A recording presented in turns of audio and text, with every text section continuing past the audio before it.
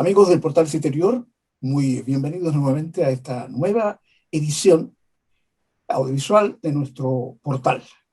Un portal que siempre está interesado en los temas que le interesan a la opinión pública, que le interesa a nuestra audiencia, y que siempre nos trae invitados de muy buena factura, ¿no? De muy buen nivel. En esta oportunidad hemos invitado al profesor Ezequiel Jarpa Fritz. Es un profesor distinguido, profesor de Estado en filosofía y literatura, en castellano, el cual nos va a servir de mucho para enfocar el tema que nos preocupa, que nos convoca hoy. El tema que nos convoca hoy, amigos, es el lenguaje, ¿eh? El idioma castellano. Y lo hemos elegido este tema porque está muy de moda, ¿eh? Hay mucho que hablar, hay mucho que decir, y, y hay algunas interrogantes ahí que queremos dilucidar con el profesor. El profesor Jarpa, muy bienvenido. Muchas gracias por haber aceptado la invitación de Portal Citerior. Muchas gracias, muy agradecido por la invitación también y por supuesto ávido a contestar lo que usted quiera informarse con este principiante también del lenguaje, este aprendiz del lenguaje, porque el lenguaje es eso, que lo estamos aprendiendo a diario, como lo estamos desechando también. Ok, profesor. Bueno, a ver, para iniciar esto, nosotros hemos hecho hace poco tiempo, profesor, hemos publicado en el Portal Citerior una interesante entrevista que se le hizo a una distinguida lingüista mexicana, conocida internacionalmente, doña Concepción Company, sobre este tema del abuso del lenguaje castellano, del idioma castellano, en que se está incurriendo por algunas fuentes, algunos movimientos modernos, entre ellos el feminista, que intenta trasladar a la gramática una especie de lucha de sexos, ¿no? Y ella dice, mire, nada que ver con esto, dice, la gramática no tiene sexos. Entonces, podríamos empezar por ahí, profesor. ¿Cómo ve usted esto de que a veces algunas modas intentan meterse de fondo en la gramática española y un poco alterarla? ¿Qué impresión le da a usted en primera línea de esto? Para responderle muy económicamente, estoy totalmente de acuerdo con lo que plantea la lingüística o la señorita esa o la señora especialista. El lenguaje no tiene sexo, así como el arte no tiene edad para algunos, el lenguaje no tiene sexo. Esa es mi respuesta con respecto a esa pregunta. ¿Y por qué no tiene sexo? Por supuesto que alguien va a salir con algunas cosas que el lenguaje es convencional. El lenguaje, a ti te convencen a través del desarrollo tuyo culturalmente desde que te naces y te formas en el medio ambiente social. Vas aprendiendo, agarrando, haciendo el lenguaje, o sea, de cogerlo, de acuerdo a las personas con quien vives y donde tú naces. Hemos tenido nosotros la suerte, por ejemplo, el caso mío y tuyo, de nacer en una cultura, en esta fauta, como decía un filósofo, esta fauta cultura occidental, donde hay tantas formas de habla y muchas de esas hablas son de origen latino, como es el caso del castellano, que para mí, por supuesto, es castellano y no español. Claro, es interesante eso porque a nosotros, al menos en mi generación, cuando nos enseñaron en la escuela el idioma, no se referían al español, se referían al idioma castellano. O sea, pero bueno, por añadidura, por cuestiones geográficas, de política general, claro, el idioma está inserto en un país que es España, pero en España hay otros idiomas, tal gallego, tal vasco, tal valenciano, tal catalán, etcétera, etcétera. Así que en ese sentido usted tiene razón, profesor, porque realmente tendríamos que hablar del castellano, ¿verdad? Estamos hablando del castellano, por supuesto. Ahora, en España, por ejemplo, el castellano es el idioma oficial del reino o del país, lo que sé, como como lo queréis llamar. Y en todas partes donde se hablan otros idiomas, pues lo que usted estaba nombrando o mencionando, pues el catalán o el éucaro o vascuence, los profesores deben ser bilingües. Si yo voy a hacer clases, por ejemplo, en Cataluña, en cualquiera de las ciudades catalanas, tengo que hacer la clase en castellano, que es la lengua oficial, y en la lengua donde estoy ubicado geográficamente, que en este caso es el catalán. Claro, de ahí entonces que para mí, si a mí me preguntan, por ejemplo, en Sudáfrica, me pregunta, señor, ¿usted habla español? Y yo le digo, bueno, pero ¿en qué español quiere que yo le hable, señor? ¿En el castellano, que es la lengua oficial, o en catalán, que también es español?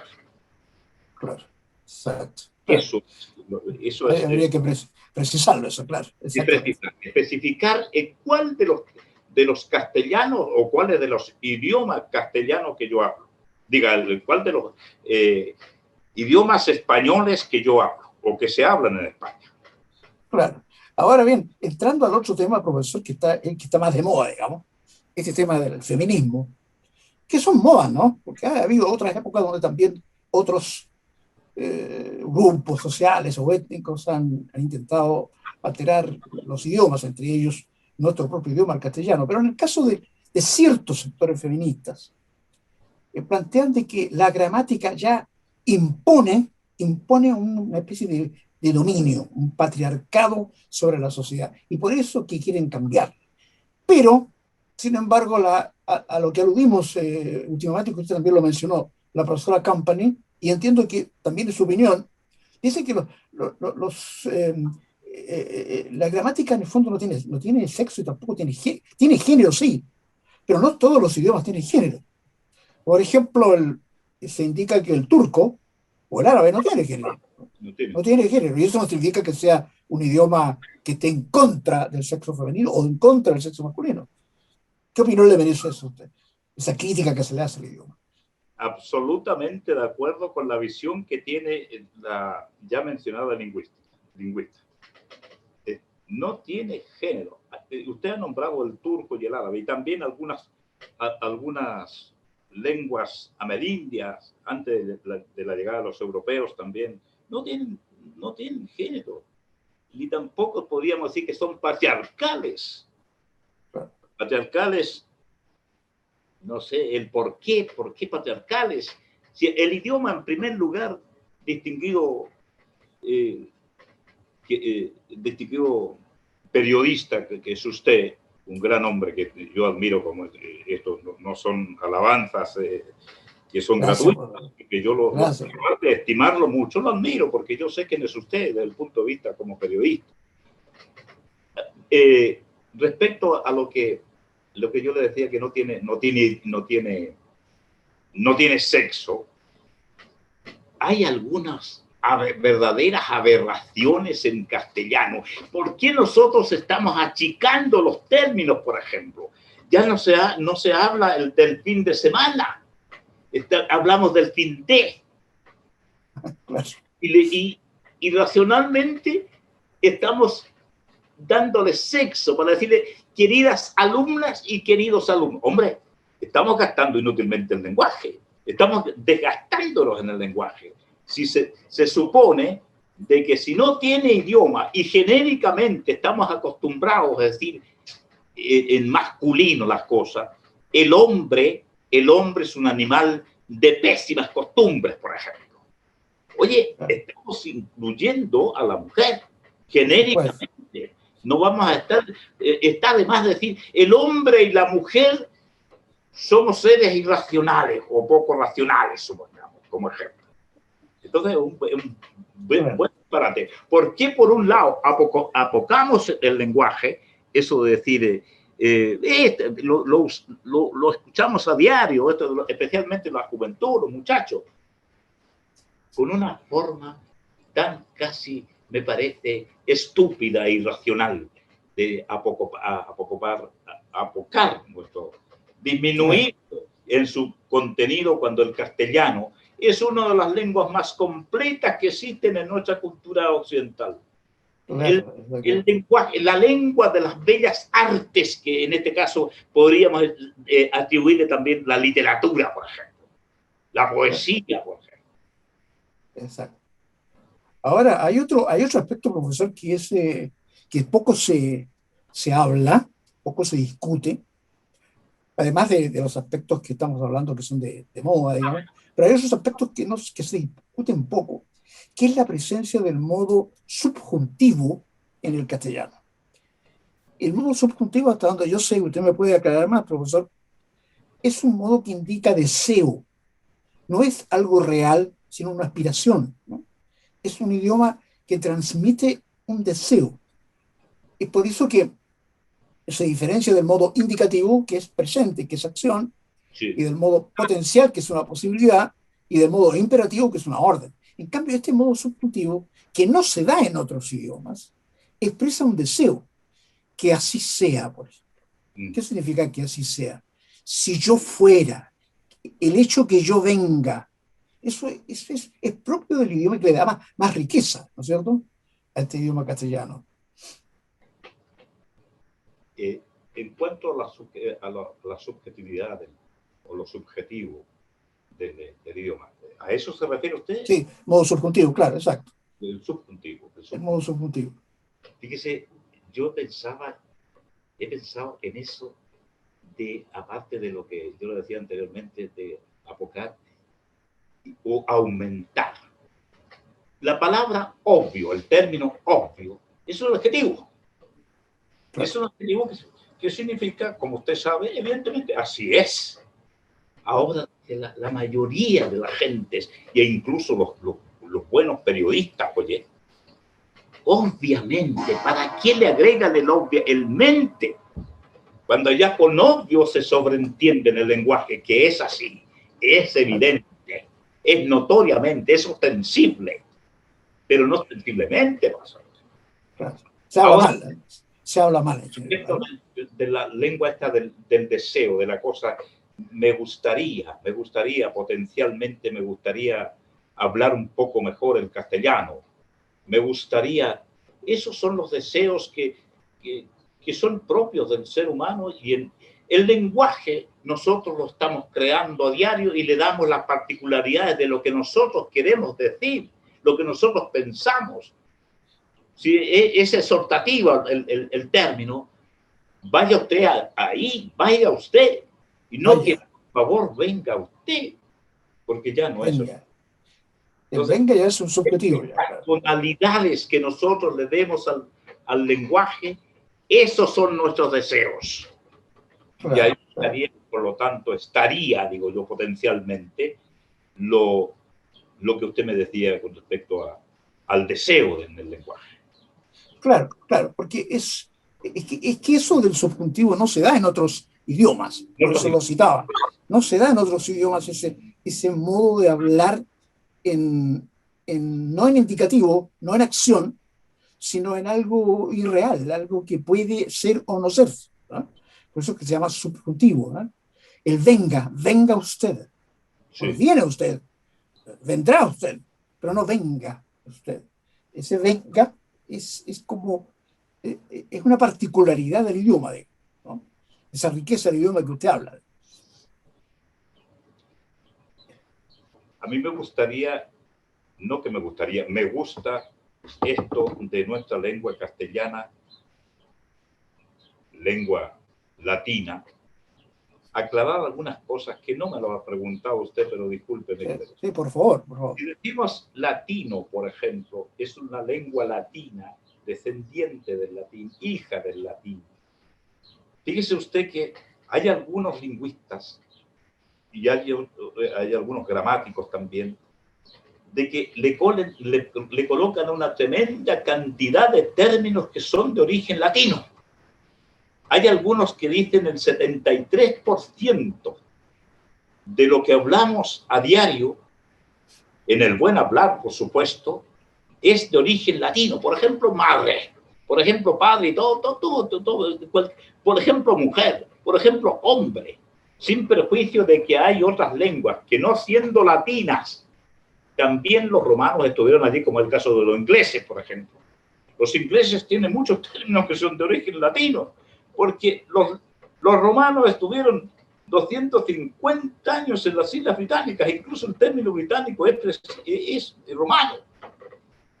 Y sin embargo ellos no tuvieron la influencia directa del latino para hablar la lengua latina y no anglosajona, como es la lengua inglesa. Claro. Esto es para que tomemos en cuenta o tomemos conciencia lo que influyó la lengua latina en la cultura occidental de todos los pueblos que hablamos los idiomas descendientes del latín.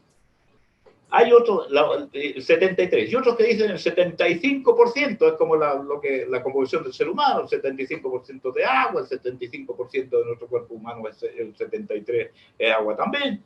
Así también lo dan en el lenguaje. La otra parte, el otro que viene enseguida, es el árabe, especialmente en el castellano nuestro, el castellano que le llamamos español, malamente, como lo he dicho. Hay muchas palabras, el 17% se dice que es de origen árabe. Almohada, por ejemplo. Claro, hay tantos, sandía, azúcar, claro, melón, cebolla, olivo, tantas cosas que vienen del árabe, que quedaron allí en la península, por supuesto, y se ha difundido por todas las hablas de origen hispánico. El otro es el griego, que es aproximadamente un 5%, y de otros idiomas, por supuesto, que son esos neologismos que entran de otras lenguas, como por ejemplo los franceses, los ingleses, todos van influyendo porque precisamente la lengua, los idiomas son sociales y son vivos, estamos permanentemente nosotros haciendo uso de ello. En evolución, digamos. En evolución, por supuesto, así como también otros que mueren, términos que ya son arcaicos, que ya no se usan. Pero en el campo, en Chile, por ejemplo, dice puyá viene el fulano metal, o gánate por allá, gánate por allí, como dicen. Claro. Ya esos son arcaísmos. Profesor, si usted es hermoso porque nuestra lengua, yo soy un admirador de nuestra lengua castellana, yo soy de origen aragonés y los aragoneses hablan un dialecto infernal, como diría Unamuno. Claro. Si a usted un joven de hoy, profesor, a un joven de hoy, le dice, oye, te espero en la alcoba. A lo mejor la dama no lo va a entender, ¿eh? La palabra alcoba. Y es una palabra hermosa, ¿no? Pero la juventud no la usa, ¿no? Es decir, ¿no cree usted que hay una especie de desperfilamiento de nuestro idioma? Y en general quizás de otros idiomas, no solamente el castellano, de parte de la juventud. La juventud habla como Twitter, habla así como resumiendo todo, acortando todo, tal como usted decía. Es un fenómeno, ¿no, profesor? Decía, de la juventud. Es así, un mal fenómeno, pero que tenemos que aceptarlos también porque están dentro de nuestra sociedad humana, la gran sociedad humana. Somos cada vez, con tantas influencias externas a nuestras culturas, con esto del mundialismo, con esto de que todos que estamos tan comunicados. En estos momentos no me acuerdo cuál es el término preciso de esto de que somos que nosotros estamos hablando en japonés y los japoneses están hablando ya en castellano y nos entienden. Y tantas cosas que se refiere a nuestra lengua, porque, o sea, las diferentes lenguas que hablamos en el planeta, en nuestro planeta. Claro, claro. Además, la globalización.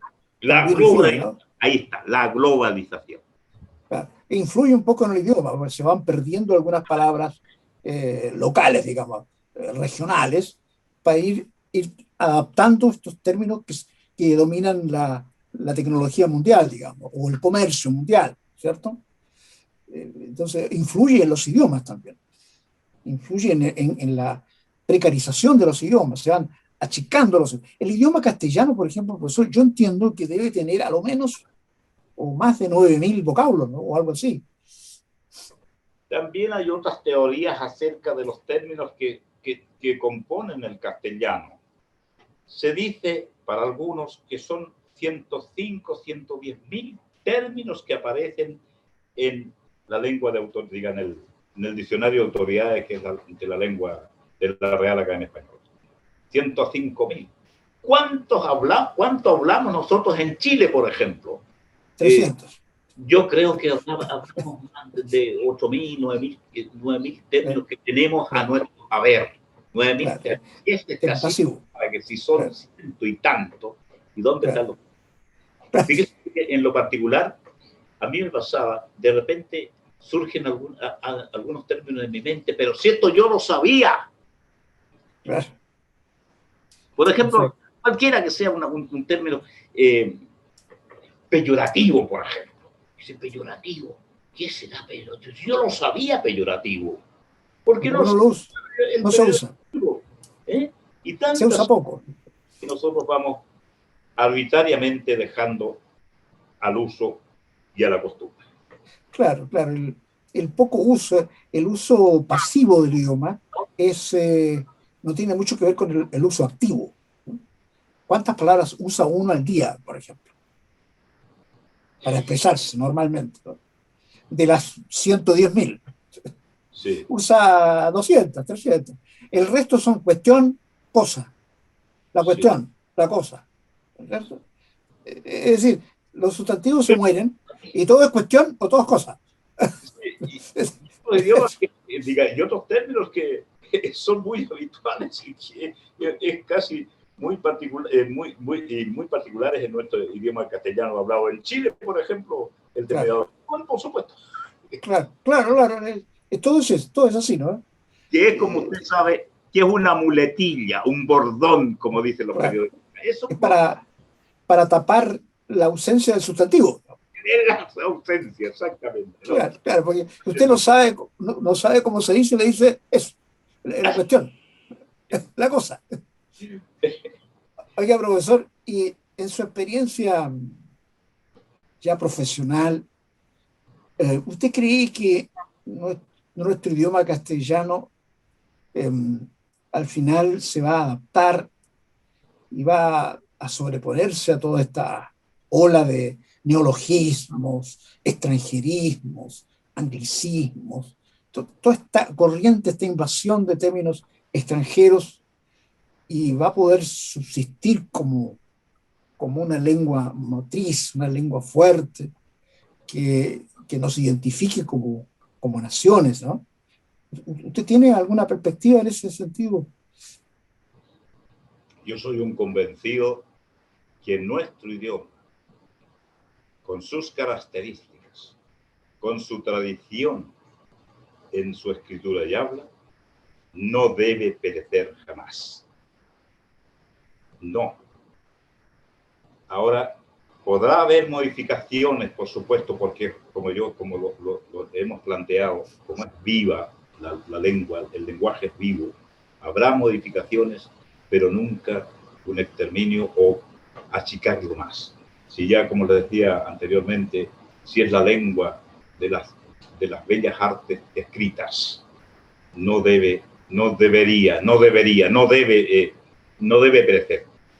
Me acordé recién de esto, de que en el Imperio Español, especialmente con Carlos V, porque después vino la decadencia del imperio, se impuso, así como está impuesto actualmente el inglés, como una lengua oficial en el comercio o en los tratos internacionales políticos.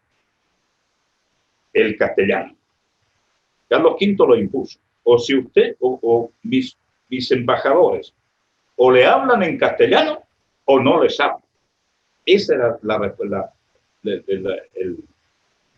la disposición que tenía el rey o el emperador Carlos V con respecto a sus embajadores. O hablan en la lengua nuestra o no hay comunicación siempre. Pero ahora se ha impuesto el inglés con mucha razón porque es un idioma práctico, tremendamente práctico, breve, preciso. En cambio, el nuestro tiene tantos términos para decir una misma cosa, para referirte a lo mismo, tantos sinónimos más que nada. Claro. Y, oye, hay una cantidad de términos para referirte a cualquier cosa. Por ejemplo, la merienda. O cuántos términos que usamos habitualmente o cotidianamente que se pueden decir de tantas formas. En cambio, el inglés no. Y otros idiomas. Hay un ejemplo, profesor, que a mí también me llama la atención, comparándolo con otros idiomas, con el alemán o con el inglés, en el sentido de los imperfectos, el modo imperfecto del castellano. Porque a un alemán, por ejemplo, le resulta difícil entender cuándo usar llovía y cuándo usar llovió, cuándo usar dormía o cuándo usar durmió, soñaba, soñó. Los dos están en el pasado. Pero ¿por qué decir soñaba y por qué decir soñó? Entonces, a ellos les resulta difícil de entender, dada precisamente esa riqueza de expresión a la que usted alude del idioma castellano. Así es, señor.